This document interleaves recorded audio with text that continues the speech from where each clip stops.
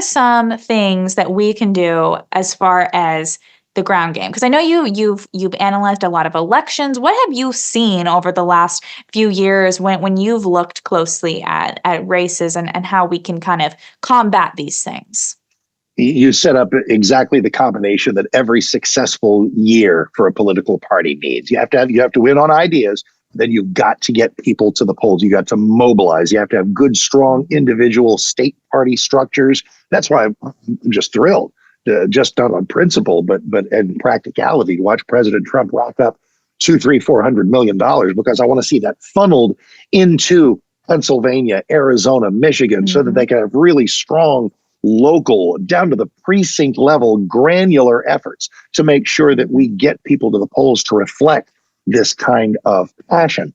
The other thing that we got to talk about, and I get calls about this all the time, and I know that everybody, that you, your husband, your dad have had so much to say about this, and that's, what are we going to do about the cheating?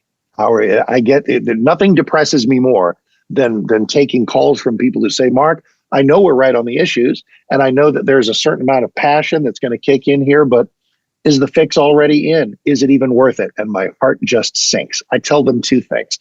One, in our state of Texas and in Georgia and some other states, the state Republican Party has mobilized a lot of things, a lot of poll watchers, a lot of almost surveillance operations. We're on to them. We're not going to wake up as we did in 2020 the following morning and take a look at what happened to the various bar graphs and go, wait a minute, what in the world happened at 3 o'clock in the morning?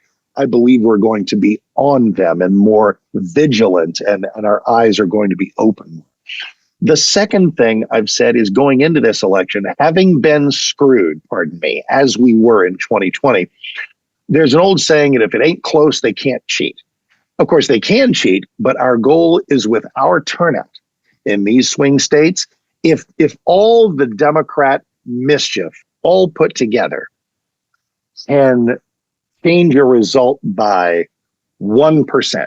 And that's a huge number. In any state, 1% of all the voters is thousands and thousands of people. I'm going to give them that. Let's say that cheating will get you 1%.